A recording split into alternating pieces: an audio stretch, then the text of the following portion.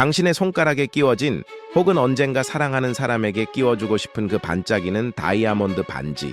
만약 그게 길가에 굴러다니는 돌멩이와 별반 다를 게 없는 흔한 광물이라면 어떠시겠습니까?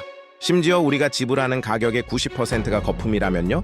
결론부터 말씀드리면 다이아몬드는 인류 역사상 가장 성공적이고 가장 오랫동안 지속된 마케팅 사기극입니다. 우리는 보석을 산 게 아니라 누군가 정교하게 만들어낸 환상을 산 겁니다. 오늘 이 영상을 끝까지 보시면 여러분은 결혼 예물이나 선물에 들어갈 수천만 원을 아끼는 것은 물론이고 자본주의가 어떻게 우리의 감정을 조작해서 지갑을 열게 만드는지 그 무서운 메커니즘을 꿰뚫어 보게 될 겁니다. 초등학생도 이해할 수 있도록 아주 쉽게, 하지만 뼛속까지 시리게 이 거대한 거짓말을 10분 만에 완벽히 정리해 드리겠습니다. 이 10분으로 여러분의 경제적 통찰력은 완전히 달라질 겁니다.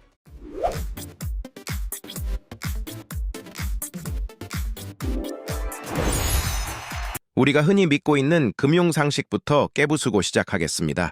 다이아몬드는 희소하다. 다이아몬드는 가치가 변하지 않는 안전자산이다. 전부 거짓말입니다. 이 거대한 거짓말의 시작은 19세기 후반으로 거슬러 올라갑니다.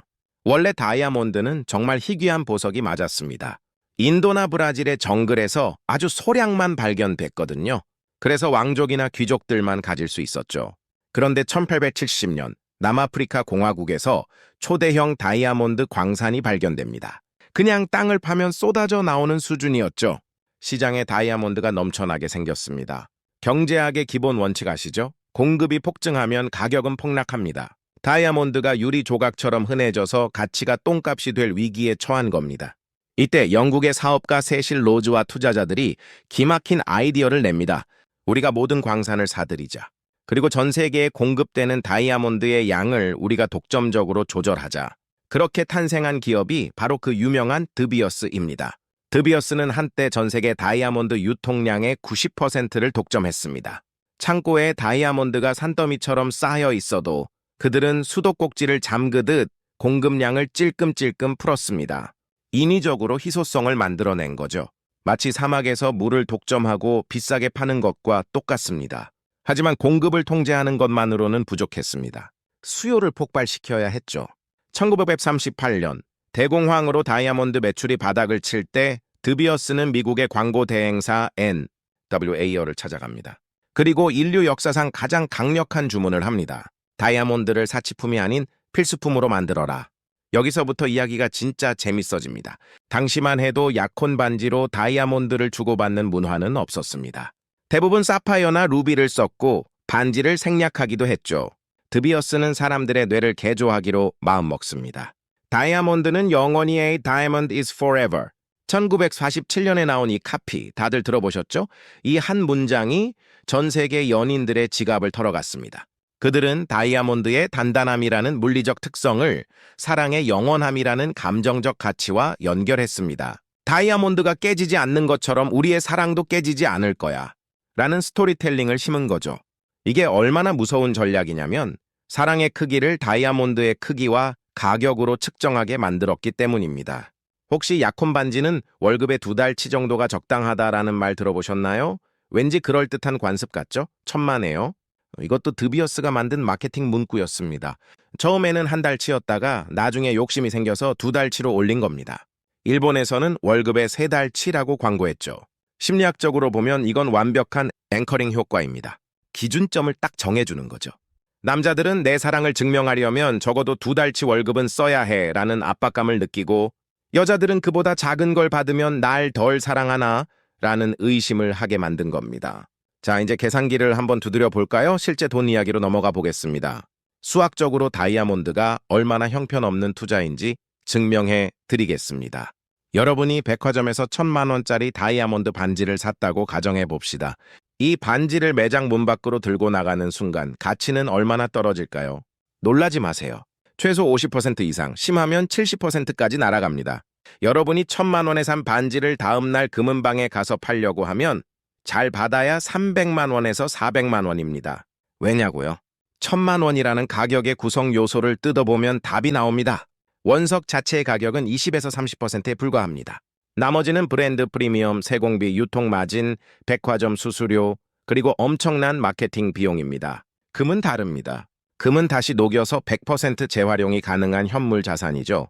살 때와 팔 때의 가격 차이가 크지 않습니다. 하지만 다이아몬드는 사는 순간 가치가 소멸하는 소비재일 뿐입니다. 자동차보다 감가상각이 더 심하죠.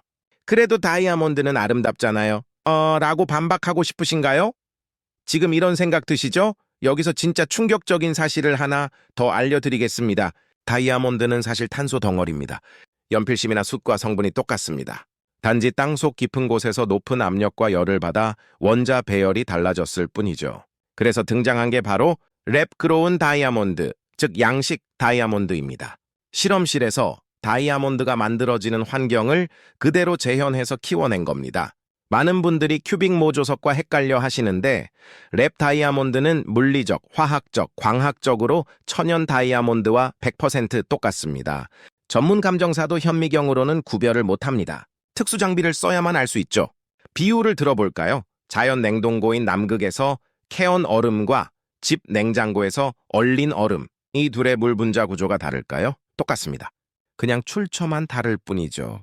다이아몬드도 마찬가지입니다.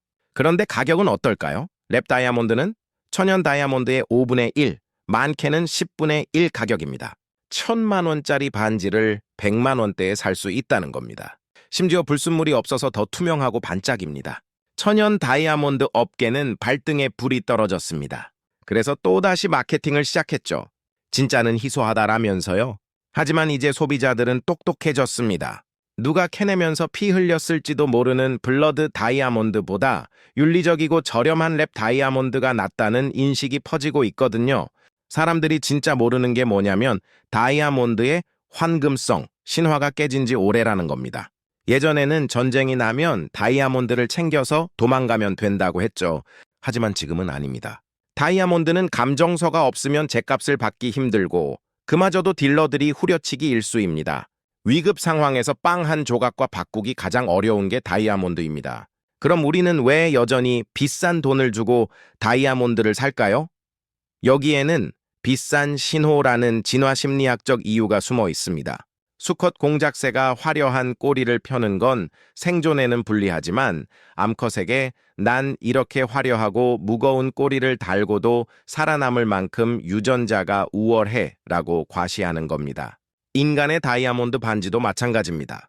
나는 너를 위해 이 쓸모없는 돌덩이에 막대한 돈을 낭비할 수 있을 만큼 재정적 능력이 있어 라는 걸 증명하는 수단인 거죠. 하지만 시대가 변했습니다. 이제는 허세보다는 실리를 챙기는 것이 더 섹시하고 지적인 능력이 되는 시대입니다. 그렇다면 현명한 소비자가 되기 위해 우리는 당장 무엇을 해야 할까요? 구체적인 3단계 행동 강령을 알려드리겠습니다. 첫째, 결혼 예물이나 선물로 다이아몬드를 고려하고 있다면 과감하게 랩 다이아몬드웨어를 선택하세요. 시각적으로 완벽하게 동일한 만족감을 주면서 예산은 90% 아낄 수 있습니다. 남은 돈으로 차라리 명품 가방을 샀거나 신혼여행을 업그레이드하세요. 그게 훨씬 남는 장사입니다. 둘째, 만약 투자가 목적이라면 다이아몬드는 쳐다보지도 마세요. 그 돈으로 금 ETF를 샀거나 S&P 500 지수 추종 펀드에 넣으세요. 1,000만 원을 다이아몬드에 묻어두면 10년 뒤 300만 원이 되지만 S&P 500에 넣어두면 역사적으로 평균 2,500만 원 이상이 되었습니다. 사랑은 감정이지만 자산 관리는 이성입니다. 셋째, 파트너와 솔직하게 대화하세요. 남들이 다 하니까라는 이유로 수백만 원을 태우지 마세요. 이 반지의 의미는 알겠지만 나는 이 돈으로 우리의 미래를 위한 종잣돈을 만들고 싶어 라고 말할 수 있는 용기가 필요합니다. 그게 진짜 서로를 위한 길입니다. 우리는 자본주의 사회에 살고 있습니다. 기업들은 끊임없이 우리의 불안과 허영심을 자극해서 돈을 쓰게 만듭니다. 드비어스는 돌멩이에 사랑이라는 이름을 붙여서 100년을 해먹었습니다. 이제 그 최면에서 깨어날 시간입니다. 진정한 가치는 돌멩이의 크기가 아니라 그 돈을 어떻게 운용해서 우리의 삶을 더 자유롭고 풍요롭게 만드느냐에 달려 있습니다. 여러분의 손가락에 끼워진 반지가 여러분의 부를 상징하는 게 아닙니다. 진짜 부자는 보여주기 위한 소비가 아니라 미래를 위한 투자를 하는 사람입니다. 오늘 제가 들려드린 이 불편한 진실이 여러분의 통장을 지키는 방패가 되었기를 바랍니다. 세상의 모든 거품을 걷어내고 진짜 가치를 보는 눈을 뜨세요. 오늘 영상이 여러분의 경제적 자유에 조금이라도 도움이 되었다면 구독과 좋아요 버튼을 눌러주세요. 다음 영상에서는 더 충격적이고 유익한 돈의 진실로 돌아오겠습니다. 감사합니다.